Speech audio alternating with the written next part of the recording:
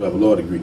Now I say all that by way of background because we're not full into this program. I had the honor and the privilege. My mom and daddy dragged me to church on a Wednesday night, but they made sure because it's important. They said it's important that you hear this man speak, and it ended up being important because it was Martin Luther King Jr. And I got a chance to hear him speak and to shake his hand at 9 years old. And even though I was only 9 at the time, it's something that still resonates with me to this very day, that I had the opportunity and the privilege to hear him speak and to shake his hand.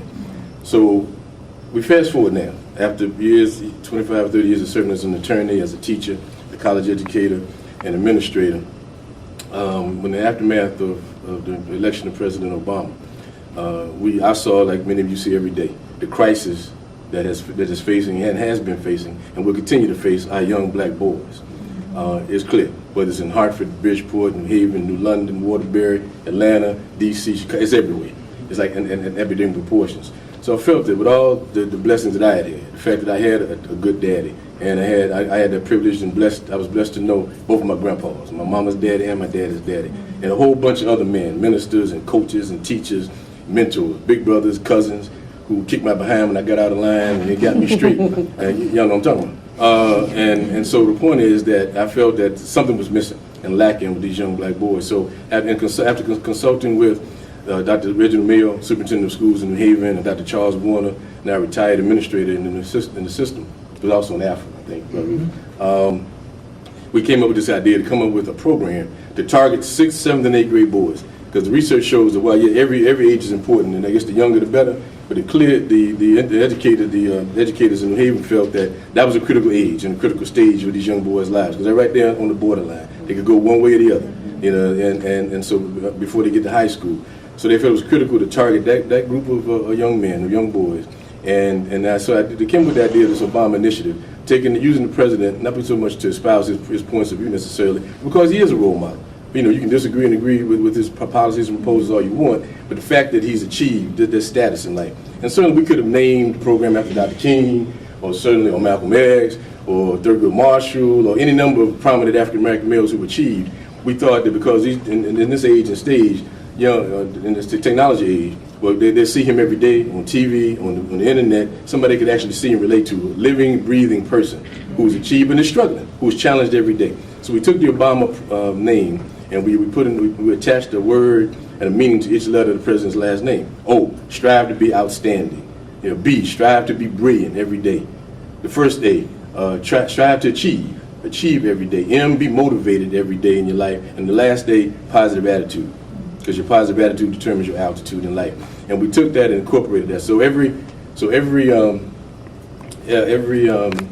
day we started with that, and the whole concept behind the program was just to bring men of color. Because the fact is, with all due respect to the wonderful work that women do, and God bless you all, mothers, sisters, and aunts and aunties, we appreciate what you do. But the fact of the matter is, black women teachers and principals were telling us these boys need to see black men and brown men with suits on and coming in and talk about it, and what it's like to go to school and to achieve and to struggle. So that was the premise of our program. So we're going to do. I've got to work with Brother Hairston. Let me slow down, and I want to show you, if we could, a brief clip. Can we do that? We got time? Just for a minute? Okay. 2 minutes. Yeah, that'd be great. Yeah, we can do it. Tom, we're going to be equipped with the monies that it take to really position yourself for all of the grant writing, all of the competitive, opportunities that they have out there. And so sometimes we fall back on, well, how can we operate in our church first to really build those best practices, and then go after the grant money, all of the different relationships outside of the church. And then you take that assessment of what's in the church. We have doctors, we have lawyers, we have folks in the social services, and how could we utilize their services right there in our church? And oftentimes we always go outside of our ministries, and we're trying to figure out, well, how do we make this work? And everything is really right there. But it is a matter of you sitting down and meeting and figuring out, what do we have? And I don't know if that answered all of what you were asking. Anything to celebrate his birthday. So we said, well, what is the best? First of all, you need commitment within your group. Okay, because this was going to be a commitment in terms of mentoring, developing young people. Okay, we needed a place to have this contest. that would embody some of the principles and values that we wanted, so it had to be a church. And so we partnered with the church. Okay, basically Bethel has opened its doors to us. I mean, we have a reception and everything at the end of our program. The kitchen is our kitchen. The whole church is our church for that day. But the other piece is the extended outreach that we do within the community. In terms of, we don't say, well, I want to have my nephew in the contest, so I'm just going to keep it to our families and so forth. Okay? Basically, I don't think anyone who's related to us has been in the contest. Okay, so it really is reaching out to the community. People from Massachusetts interested in our program, so we sent them to the office in Springfield because they have one for Senator Brooks in his name. Okay, but we've had a young man from Danbury win our competition. So it's really having grounded within the organization, members involved and committed to the project, having a base that people can recognize. You don't want to be traveling all over the place and moving all over the place. You want to be centered, okay? And having a program that works. I mean, it's a turnkey program every year. We just change the date, change the topic. The other piece, though, is funding, okay? And I'm happy to say that this year, unlike last year, this year we're fully funded for our program. That means the scholarships and all our expenses. And that's through the sponsorship of Travelers in Heaven. Thank you. Young ladies, when they join our group, is we go through an exercise, and some of you may have done this before, but they're to take the first initial of their first name and attach an adjective to it that really describes who they are. And then we expect them, we demand that they live up to that. And so when they introduce themselves, they're going to say, and they can be as outrageous as they want to be. So I like to say, wonderful Wanda, because it makes me feel great. Mm-hmm. So if you haven't done that, do it. Find that adjective and attach it to you. As I mentioned, Archbishop and Mother Ruthie Bailey from the First Cathedral wanted us to start this program. Initially, it was to focus on the young women at the church. Now that we are in our 7th year, we are going out into the community, and we want mentors and young ladies who are not just members of the First Cathedral, but any place in the community. We'll go pick you up and bring you to the session. We are working on a partnership with Girl Scouts, and we're hoping that that's really going to work out really well. So our girls not only would be a member of the Daughters of Esther, but they would be a Girl Scout. We also tried to work with Nutmeg Big Brothers and Big Sisters and the Boys Club, but we ran into some issues there in terms of funding and then how they have to report all the grants and what the focus of the sessions are. So we feel like there's more of a partnership for us with Girl Scouts of America. Plus it's going to help us with fundraising. We get funding from fundraising. We make jewelry. I'm a jewelry designer. We taught the girls to do that. We have different events. So we want them to become entrepreneurs. So getting more women from outside of the community involved with us, we feel is really going to help us. Very good. That works. All right, thank you. I just made that up. But seriously, and because our program did not emanate from a faith-based institution, we were very fortunate and blessed that the school system partnered with us in New Haven. However, we have reached out to fraternities and Panhellenic Council in New Haven, groups like the Boulay and church organizations. We brought in people from different churches. We brought in ministers and deacons from various churches and backgrounds. Like my brother's Kufi, I'm not Muslim, but we brought in Muslims as well as Christians to speak before the groups. But as an aside, we got a lot of flack because, as you saw, the video you just saw, it ended up being on YouTube. And you've heard of Glenn Beck and the Fox News people. You've heard of them. Yeah. Anyway, they got a hold of it, and they ran it on his show. And they were critical of the New Haven school system, saying that we were indoctrinating the boys. We were you politicizing the process because, again, it was called the Obama Initiative. And so the Board of Education got a lot of flack, and the State Department of Education received some phone calls too. But once they saw it, and so what we were trying to do, which is mentoring and trying to inspire and motivate these boys, that flag disappeared. But it just goes to show, in this era of YouTube and how people can splice, we know already, how people can splice up tapes and edit things and make it for their own purposes. But going back to your initial question, we are working as we go forward this school year on collaborative efforts with the faith community and certainly various community organizations to try to make this a reality, because it takes all of us to make this happen. And there's not enough of these programs, no matter whatever the Alphas are doing, or Brandon's doing, or Wanda's doing, there's not enough going on. So we could always have more, and we've gotten a lot of calls just in the aftermath of last year's experience from various school systems, and even though based in New Haven, as Brandon just asked me, we're open to New Haven, to Hartford and Bridgeport and Waterbury as well. So, thank you. Most importantly, just to answer that question, you can't always force church on everybody. Just an option. I would love to, but it's an option. But how do we have this building as a safe haven for you to really share your concerns? Facility, so the community comes in to use the facility. So whenever we have events there, we're out there. We're marketing about the Daughters of Esther.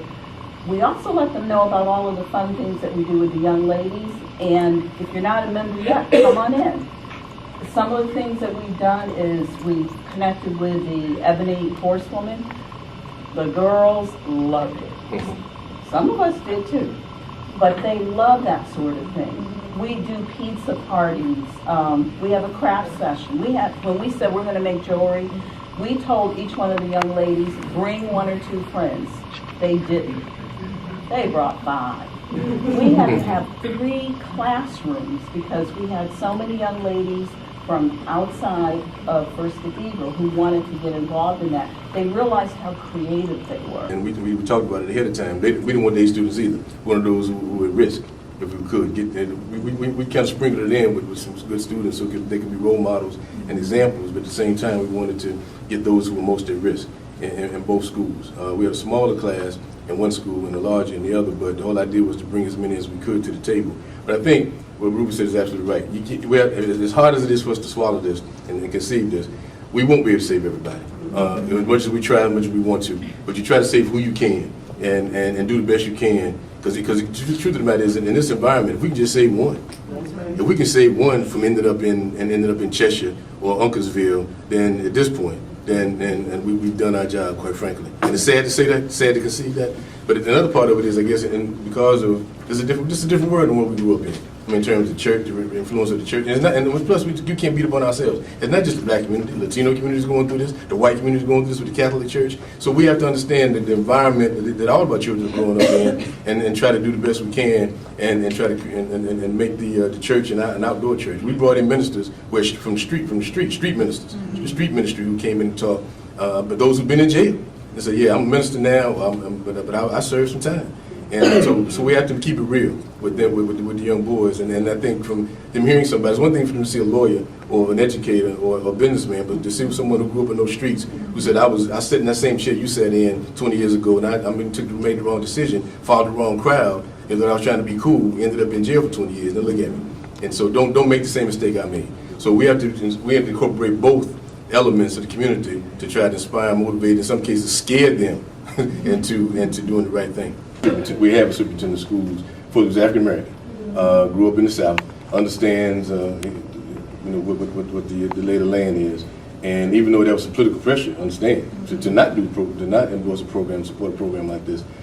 We were very fortunate in that the political machinations in New Haven lent itself to this program. Plus, there was a recognition that hey, they're losing too many of these boys to dropping out of school, not disinterested in school. So whatever we could do to assist, to complement what was going on inside the classroom, was embraced. So it depends on the politics. But I would just say, well, that's a whole other strategy to how you use your faith to work around and work through. Because I know whether it's Enfield or whether Bloomfield, wherever it might be, even West Haven, outside of New Haven, the different politics are at play. But we have to utilize our the power that we have, that God has given us to put the pressure where it needs to be put on, quite frankly. And we can talk about and the two principals too. Oh, and the two principals, I'm sorry, in both schools. One was an African American woman, Delta, yeah, you're not Irish. Yeah, and then we had an African American male was the principal. Everybody can play. Yeah, I mean, everybody gets to play. But the point is that, yeah, so that was helpful as well. But just quickly, but just so you know, because of the success of the program, once people heard about it, again, the superintendent shared with us that he got calls from all the principals, black, white, Latino. Look, can you do the program here? We need it, because there's an acknowledgement we need some help. There's a cry for help. So I think you have to demonstrate to the powers to be that there's a need here. And you're trying to help them. You're not trying to take their job away or take the jobs away from them. What you want to do is compliment and assist them in doing their job better. So expanding the third school, expanding to That the was a critical question, and I love your answer. Go to you and sit down and say, look, as you're saying, your son's friend, they knew that he was going to be murdered. Why aren't we talking to these teachers more often? What is it we need to do to get them together to say, you don't have to tell me everything right now, but let's just talk. Maybe we come up with some fun activities. You know, what is it you want to do? Busy bee, right? I do a little bit of everything. And so I think the same concern, madam, that you have, I think we all have it. Like, how do we help our community? How do we help these kids to change their minds and focus on school and make some money and do better, etc. You have neighborhood groups, and I'll use our neighborhood as an example. We have what we call neighborhood revitalization zones, right? NRZs. And those are venues or opportunities for folks like us to come in the room and address issues in our communities. So you have police officials, elected officials, community residents, etc. We're all there. I need a job, I need everybody yelling. But at the end of the day, we've come to a consensus and that we need to work toward this goal in our area. So you have the churches, you have the residents, you have the policymakers, you have public safety there. That's just one part of it. But most importantly, how do you work through all of the different cultures, the socioeconomic barriers that we face? So there are a lot of different things that we're all trying to mill through, but we have to deal with them as they come, and they're there. So I would suggest that you create that venue where everyone can kind of come together and be on the same page. It is a task. Groups, you have sororities, you have fraternities. We work with the New Haven Firebirds, black firefighters, one of our key groups, and black police officers. So I mean, so you have to continue to work with them, but basically we have to take ownership. All of us have to take ownership for this issue. This is not just a black community or brown community issue. This is the entire community issue. You know, the Chamber of Commerce in Bridgeport need to be involved with this. You know, the folks, well, we are Yale, but University of Bridgeport. I mean, folk, the educators, they educate the academic community. Everybody has to take ownership of this. And one final thing, what we always have to keep in mind, at the height of the civil rights movement, in spite of what we even those who may have been involved tangentially with it, understand this: as popular as Dr. King was, at the height of the civil rights movement, less than 15% of us were involved. Less than 50%. It wasn't like everybody was involved. 90% of black people out there marching. No, less than 15%. Black, white, Latino, Asian. So, but yet look what we did. Yeah. Look at the changes that were wrought. So, and even though there was frustration, there was a whole lot of stuff, disenchantment. This will never change. Things will never happen the way we wanted to. Things did change, but it took a lot of hard work, a lot of commitment, a lot of sacrifice. So we have to understand, again, as daunting as it might be, and yes, it's a different world. When we have a room like this of young boys, we ask, show of hands, how many here? 6th, 7th, 8th grade boys know somebody's been shot. Every hand goes up. You know somebody in jail, every hand goes up. 6th, 7th, 8th grade boys in New Haven. 1, 2 schools in New Haven. What's that about? And I'm sure we did it in Hartford, we did it in Bridgeport, same thing. We got a problem. This is unprecedented in our history. But we got to deal with it and not let it become daunting, overwhelming, but kind of figure out a creative way and strategy to make this thing happen. But it's going to take ownership. All of us taking ownership of this and working and doing the best we can with what we got to make the change and make the difference. And not lose faith. Is you never know what snowflake is going to break off the dead branch. You don't, but you got to keep pushing anyway. Yeah. You got to keep moving. Keep the faith. The head of the Board of Education or the superintendent, whoever it might be, the mayor. You know, a board alderperson. You have to know in each whether we like to admit it or not. I know it's a faith-based conference, but politics is everything's political. Accept it or not, like it or not, reality of it is everything is political. No matter what people do, everything is political. So if you accept that concept, you know everything that happens in whether it's Enfield or Bloomfield or Hartford or New Haven or Waterbury, it's political. So if you understand that, then you had to figure out, be a student enough to know who makes the decision, who makes things happen in the infield, I can get this done. And then once you figure that out, you build a relationship. You find out who do you know, and then you just use your network base or your contact base to figure out who can get to this person to make this thing happen. That's how it happens. Whether we like it or not, that's the world in which we live. And so we have to address that, but you build partnerships by respecting whoever that is, that male or female in that position, and go in them and try. And everybody operates, especially politicians, you know this. They operate in their own self-interest. So okay, so Mr. Mayor, Mr. Miss City Council person, if you help me do this, if we can, this helps you, and this helps us. If you claim to be concerned about our community, building our community, bettering our community, doing better by our youth, by your constituents, then this program can make this happen. I'm trying to help you, and in turn, more importantly, help our children and help our community. So it's just a matter of being astute enough to know, who the powers that be are and how you can access them.